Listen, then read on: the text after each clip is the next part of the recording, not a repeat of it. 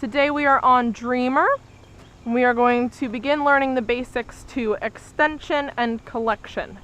We're not going to get into the entire biomechanical movement of the horse and how they should be pushing energy from different areas and all those kinds of things. We're going to talk about what you can see as we're riding with the GoPro and what physical things you can exercise while you watch this video from wherever you are. When we are asking our horse to extend, we're asking them to push their feet out farther with each stride. So imagine it as a power walk. If I asked you to do a really nice, strong power walk, that would be you extending your legs. If I asked you or my horse to collect the walk, I'm not asking you to necessarily go super slow like Dreamer is right now in this very slow plod. I'm asking you to have smaller steps, but still have energy and power. So we can do this with the combination of our reins, our legs, and our seat.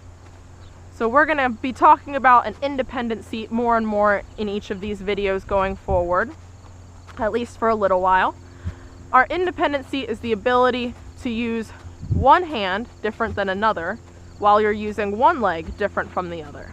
So everything is being used differently, but it's coordinating movements to ask our horse to follow through on a specific movement. Dreamer, can you walk on the fence, dude, and in a straight line? He's very wiggly tonight. So what we're going to practice is collecting and extending the walk and collecting and extending the trot. So if I wanted Dreamer to give me an extended trot, I'd ask him to give me more like a working walk.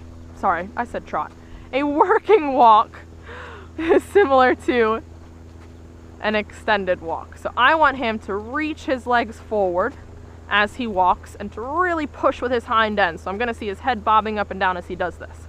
So I'm going to do a few things. I'm going to let my hands stay forward.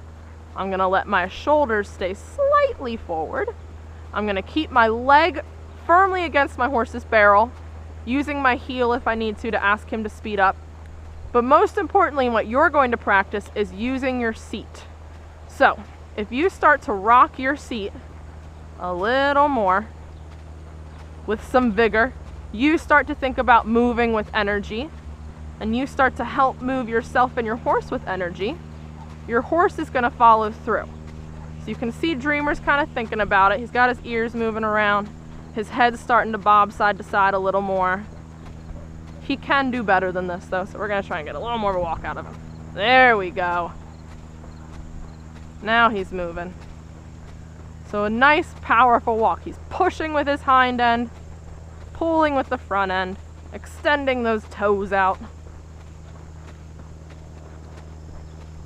Lots of energy. Now, if I wanted him to give me a more collected walk, I would then drop my shoulders back a little more, still keep my leg on, but as I'm riding, I'm going to be wiggling and squeezing with my ring fingers to ask him,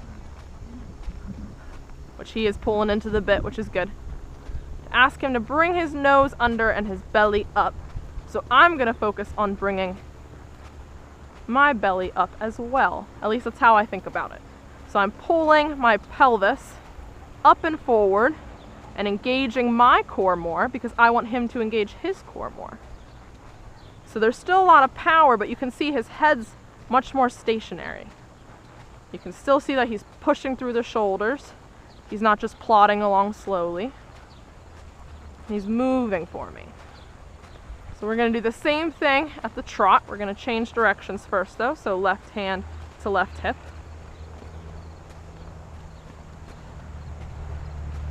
I'm going to ask him to pick up a posting trot.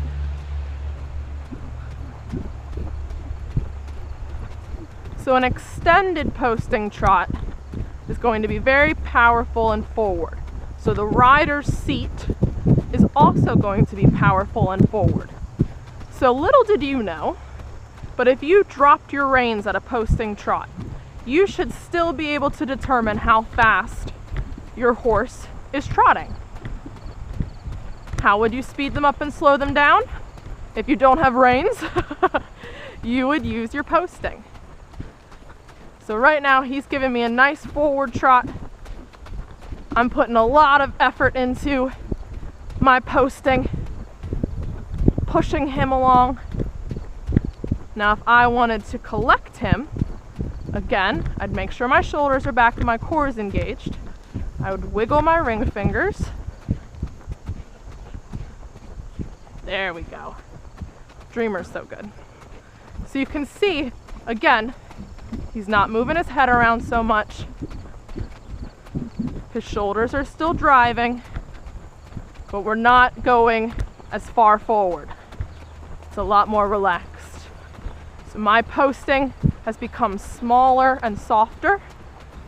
I'm leading more with my pelvis than my belly button now. And I'm keeping Dreamer energetic, but not zippy and extended forward. And whoa. Good boy, Dreamer. He's a little crooked tonight, but he's still helping with the movement of his shoulders show you what he should be doing. And he fell out of the trot into this very slow walk. You can see his shoulders are not driving anymore. They're very relaxed. Alrighty. That was a lot all at once. We're going to keep learning about this, but we wanted to introduce it with this video. You can move on to the next segment.